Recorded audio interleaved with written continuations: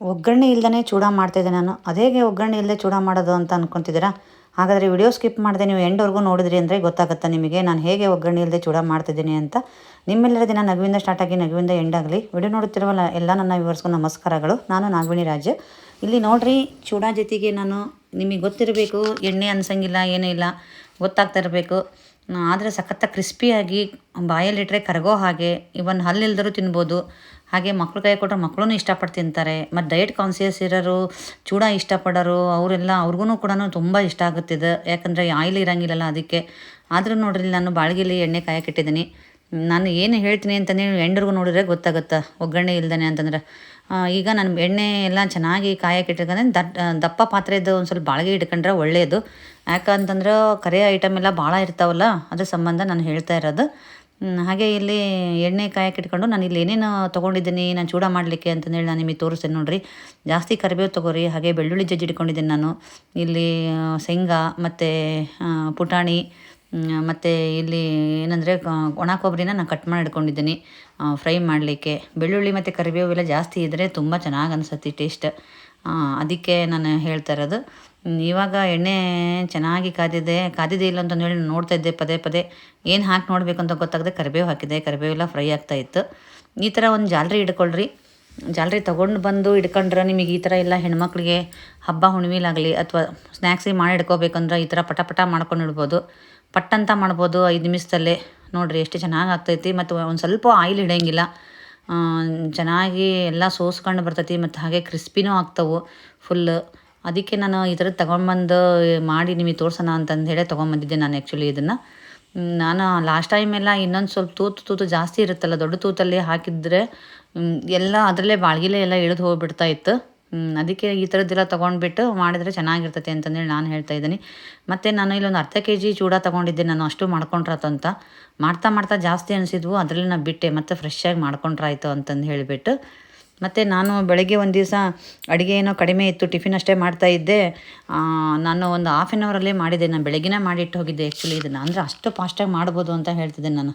ಡ್ಯೂಟಿಗೆ ಹೋಗೋಬೇಕಾದ್ರೆ ಬೆಳಗ್ಗೆ ಸಾಯಂಕಾಲ ಮಾಡಬೇಕು ಅನ್ನೋದು, ಡ್ಯೂಟಿಯಿಂದ ಬಂದು ಮುಗಿಸ್ಕೊಂಡು ಮಾಡೋಕ್ಕೆ ಬೇಜಾರು ಅಂತಂದು ಹೇಳಿಬಿಟ್ಟು ನಾನು ಇಲ್ಲಿ ಬೆಳಗ್ಗೆನೇ ಮಾಡಿದ್ದೆ ನಾನು. ಹಾಗೆ ಈಗ ಇಲ್ಲಿ ಒಂದು ದೊಡ್ಡ ಪಾತ್ರೆದೊಳಗೆ ನಾನು ಮಿಕ್ಸ್ ಮಾಡೋಕ್ಕೆಲ್ಲ ಚೆನ್ನಾಗಿ ಆಗ್ತೈತೆ ಅಂತಂದೇಳಿ ನಾನು ಅದನ್ನು ಟ್ರಾನ್ಸ್ಫರ್ ತಗೊಂಡೆ. ಹಾಗೆ ನಾನು ಎಲ್ಲ ಚೂಡನೂ ಇದೇ ಥರನ ಫ್ರೈ ಮಾಡ್ಕೊತೀನಿ ನಾನು. ಎಷ್ಟು ನನಗೆ ಬೇಕು ಅನ್ಸುತ್ತೆ ನೋಡು ಅಷ್ಟು. ನಿಮಗೆ ಎಷ್ಟು ಪ್ರಮಾಣ ಬೇಕಾದ್ರೂ ತೊಗೊಳ್ರಿ. ಮತ್ತು ಎಣ್ಣೆನೂ ನಾನು ಜಾಸ್ತಿ ಹಾಕಿಲ್ಲ ನೋಡಿರಿ. ಇದು ಫುಲ್ಲು ಡಿಪ್ ಆಗೋವಂಥ ಜಾಲರಿ ಹಿಡ್ಕೊಂಡಿದ್ದೀನಲ್ಲ, ನನಗೆ ತುಂಬ ಈಜಿ ಆಗ್ತಿದೆ. ಆದರೂ ನನಗೆ ಫ್ರೈ ಆಗಲಿ ಕರೆಕ್ಟಾಗಿ ಅಂತಂದು ಹೇಳಿ ಮತ್ತೆ ನಾನು ಒಂದು ಸ್ಪೂನ್ ತಗೊಂಡು ಅದರಲ್ಲಿ ನಾನು ಈ ಥರ ಕೈ ಆಡಿಸ್ತಾ ಇದ್ದೀನಿ ನಾನು. ನನಗಂತೂ ತುಂಬ ಖುಷಿ ಆಯ್ತು. ಮತ್ತು ಎಷ್ಟು ಕ್ರಿಸ್ಪಿಯಾಗಿ ಬರ್ತಿದ್ದಾವೆ ಅಂತಂದ್ರೆ ಬಾಯಲ್ಲಿಟ್ಟರೆ ಕರಗಿಬಿಡ್ತಾವೆ, ಅಷ್ಟು ಚೆನ್ನಾಗಿ ಕ್ರಿಸ್ಪಿಯಾಗಿ ಬರ್ತಾಯಿದ್ದಾವೆ. ಈ ಥರ ನೀವು ಬೇಕಂದ್ರೆ ಮೊದಲು ನೀವೆಲ್ಲ ಶೇಂಗಾ ಪುಟಾಣಿ ಅವನ್ನೆಲ್ಲ ಕರ್ಕೊಂಡು ಲಾಸ್ಟಿಗೆ ಚೂಡ ಕರಿತೀನಿ ಅಂದ್ರೂ ಓಕೆ. ಇಲ್ಲ ಫಸ್ಟಿಗೆ ಚೂಡ ಕರ್ಕೊಂಡು ಅದನ್ನು ಆಮೇಲೆ ಕರಿತೀನಿ ಅಂದರೂ ಓಕೆ. ಯಾಕಂತಂದ್ರೆ ಈ ಚೂಡ ಕರಿಯೋಕ್ಕೆಲ್ಲ ಎಣ್ಣೆ ಜಾಸ್ತಿ ಬೇಕು. ಮತ್ತು ಇಲ್ಲಿ ಫಸ್ಟಿಗೆ ಎಣ್ಣೆ ಜಾಸ್ತಿ ಇರುತ್ತಲ್ಲ, ಇನ್ನೂ ಜಾಸ್ತಿ ಹಾಕ್ಕೊಂಡ್ರೆ ಏನಂತಂದ್ರೆ ಇದು ಎಣ್ಣೆ ಎಲ್ಲ ಟಾಕ್ಸಿಸಿಟಿ ಬಿಡುತ್ತಲ್ಲ. ಅದಕ್ಕೆ ನಾನು ಸ್ವಲ್ಪ ಹಾಕ್ಕೊಂಬಿಟ್ಟು ಫಸ್ಟು ಚೂಡ ಕರ್ಕೊಂಬಿಟ್ಟು ಆಮೇಲೆ ನಾನು ಶೇಂಗಾ ಪುಟಾಣಿ ಅವನ್ನೆಲ್ಲ ಕರಿತಾ ಇದ್ದೀನಿ. ಮತ್ತು ಎಣ್ಣೆ ಚೆನ್ನಾಗಿ ಕಾದ್ಮೇಲೆ ಇದು ಮೀಡಿಯಮ್ ಫ್ಲೇಮ್ ಇಟ್ಕೊಳ್ರಿ. ಫುಲ್ಲು ಸಣ್ಣನೂ ಇಟ್ಕೊಬೇಡ್ರಿ, ಜೋರನ್ನು ಇಟ್ಕೊಬೇಡ್ರಿ. ಚೆನ್ನಾಗಿ ಕಾದ್ಮೇಲೆ ನೀವು ಮೀಡಿಯಮ್ ಫ್ಲೇಮ್ ಇಟ್ಕೊಂಡ್ರೆ ಕರೆಕ್ಟಾಗಿ ಬರ್ತವೆ. ಪ್ರಮಾಣ ನಾನೆಲ್ಲ ತೆಗೆದಿಟ್ಕೊಂಡೆ. ಹಾಗೆ ಇಲ್ಲಿ ಶೇಂಗಾ ಹಾಕ್ಕೋತಾ ಇದ್ದೀನಿ ನಾನು. ಶೇಂಗಾ ಹಾಕ್ಕೊಂಡು ಒಂದು ಸ್ವಲ್ಪ ಕೈ ಆಡಿಸ್ತಾ ಇದ್ದೀನಿ. ಅದು ಎಣ್ಣೆ ಚೆನ್ನಾಗಿ ಕಾದಿರೋದ್ರಿಂದ ಚೆನ್ನಾಗಿ ಬೇಗ ಫ್ರೈ ಆಗಿಬಿಡ್ತಾವೆ. ಆದರೂ ಒಳಗೆ ಹಸಿ ಇರಬಾರ್ದಲ್ಲ ಅಂತಂದೇಳಿ ನಾನು ಈ ಥರ ಒಂದು ಸ್ವಲ್ಪ ಕೈಯಲ್ಲೇ ಕೈ ಆಡಿಸ್ಬಿಟ್ಟು ಆಮೇಲೆ ನಾನು ಸೋಸ್ಬಿಟ್ಟು ತೆಗಿತೀನಿ. ಈ ಶೇಂಗಾ ಕೂಡ ಅಷ್ಟೇ, ಸ್ವಲ್ಪನೂ ಕೂಡ ಎಣ್ಣೆ ಹಿಡಲಿಲ್ಲ, ಅಷ್ಟು ಚೆನ್ನಾಗೇ ಫ್ರೈ ಹಾಕ್ಕೊಂಡು ಬಂದವು. ನಾನೇನು ಅವಲಕ್ಕಿ ತಗೊಂಡಿದ್ನಲ್ಲ ಅದೇ ಪಾತ್ರೆಗೆ ಇದು ಶೇಂಗಾನೂ ಕೂಡ ಟ್ರಾನ್ಸ್ಫರ್ ಮಾಡಿಕೊಂಡೆ. ಅದ್ರ ಮೇಲಿನ ಚೂಡಾದ ಮೇಲೇ ಹಾಗೆ ಈ ಪುಟಾಣಿನೂ ಫ್ರೈ ಮಾಡಿಕೊಂಡು ಪುಟಾಣಿನೂ ಹಾಕ್ಕೊಂಡೆ. ಹಾಗೆ ಏನು ಅಂತಂದ್ರೆ ನೀವು ಇನ್ನೂ ಲಾಸ್ಟ್ವರೆಗೂ ನೋಡ್ರಿ ಅಂತಂದು ಹೇಳಿ ಲಾಸ್ಟ್ಗೆ ಹೇಳಬೇಕು ಅಂದ್ಕೊಂಡೆ ನಾನು. ಏನಂದ್ರೆ ನಾನು ಇದಕ್ಕೆ ಲಾಸ್ಟಿಗೆ ಒಗ್ಗರಣೆ ಕೊಡಲ್ಲ, ಹಾಗೆ ಮಿಕ್ಸ್ ಮಾಡ್ತೀನಿ. ಎಷ್ಟು ಚೆನ್ನಾಗಿರ್ತಾವೆ ನೋಡಿರಿ. ಅದಕ್ಕೆ ನಾನು ಒಗ್ಗರಣೆ ಇಲ್ಲದೇ ಚೂಡ ಅಂತ ಹೇಳಿದ್ದು. ಒಟ್ಟು ನಾನು ಒಗ್ಗರಣೆನೇ ಕೊಡಲ್ಲ. ಹಾಗೆ ಪುಟಾಣಿನೂ ಅದಕ್ಕೆ ಟ್ರಾನ್ಸ್ಫರ್ ಹಾಕ್ಕೊಂಡೆ. ಮತ್ತು ನಾನಿಲ್ಲಿ ಒಣ ಕೊಬ್ಬರಿನ ಕಟ್ ಮಾಡ್ಕೊಂಡಿದ್ನಲ್ಲ, ಆ ಒಣ ಕೊಬ್ಬರಿನೂ ಕೂಡ ಎಷ್ಟು ಬೇಗ ಫ್ರೈ ಆಗುತ್ತೆ ನೋಡಿರಿ. ಇದು ಒಣ ಕೊಬ್ಬರಿನ ಎಣ್ಣೆ ಚೆನ್ನಾಗಿ ಕಾದಿದೆಯಲ್ಲ, ಎಣ್ಣೆ ನೋಡಿರಿ ಎಷ್ಟು ಚೂಡದಲ್ಲಿರೋ ಅವಲಕ್ಕಿದು ಅದು ಡ್ರೈ ಅವಲಕ್ಕಿ ಅಲ್ಲ ಚೂಡ, ಅದರೊಂದು ಹೊಲಸು ನೋಡ್ರಿ ಎಷ್ಟು ಹೊಲಸು ಬಿಟ್ಕೊಂಡತ್ತದ.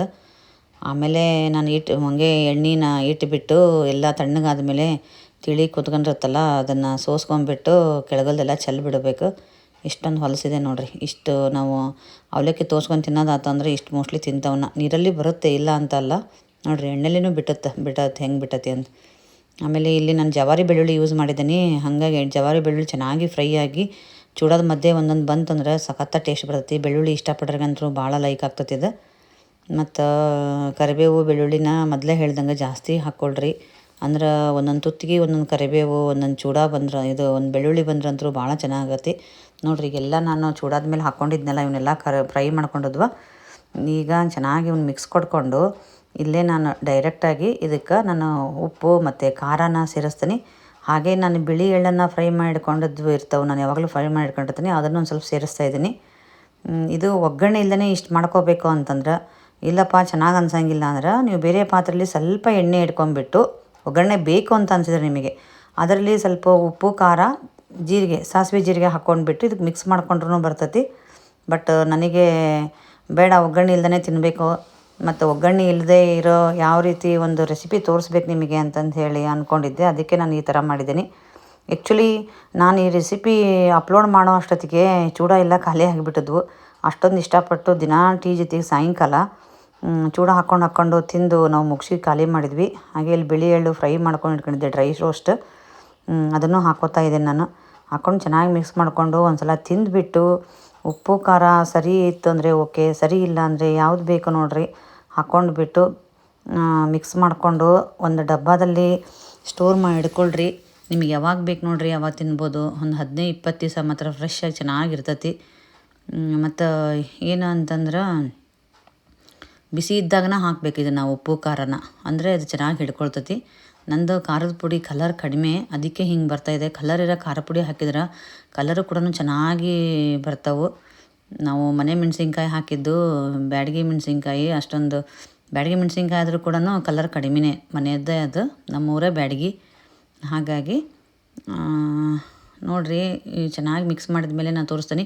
ಮತ್ತು ಮೊದಲು ಈಗ ವೈಟ್ ಅನ್ನಿಸ್ತವು, ಆಮೇಲೆ ಒಂದು 10-20 ನಿಮಿಷ ಬಿಟ್ಟು ನೋಡಿದ ಮೇಲೆ ಅವಾಗೆಲ್ಲ ಇದು ಪ್ರತಿಯೊಂದಕ್ಕೂ ಅಬ್ಸರ್ವ್ ಮಾಡಿಕೊಂಡು ಪ್ರತಿಯೊಂದು ಕಾಳು ಚೂಡ ಕಾಳು ಅಬ್ಸರ್ವ್ ಮಾಡಿಕೊಂಡು ಇದು ಖಾರದ ಪುಡಿ ಅದೆಲ್ಲ ತುಂಬ ಚೆನ್ನಾಗಿ ಕಾಣ್ತದೆ. ಮಿಕ್ಸ್ ಮಾಡ್ದಂಗೆ ಎಷ್ಟು ಚೆನ್ನಾಗಿ ಕಲರ್ ಬರ್ತೈತೆ ನೋಡಿರಿ. ನಾನು ಇವಾಗಲೇ ಒಂದು ಪ್ಲೇಟಲ್ಲಿ ಹಾಕಿ ತೋರಿಸಿದ್ದೀನಿ. ಆಮೇಲೆ ತಿನ್ನಬೇಕಾದ್ರೆ ಲಾಸ್ಟಿಗೆ ಅನ್ನಿಸ್ತು ನನಗೆ ಇವಾಗ ಫೋಟೋ ಹೊಡ್ಕೊಂಡು ಹಾಕಬೇಕಿತ್ತು ಅಂತ ಅನ್ನಿಸ್ತು. ಆಮೇಲೆ ಕಲರ್ ಚೆನ್ನಾಗಿ ಹಿಡ್ಕೊಂಡಿದ್ವು ಇವು.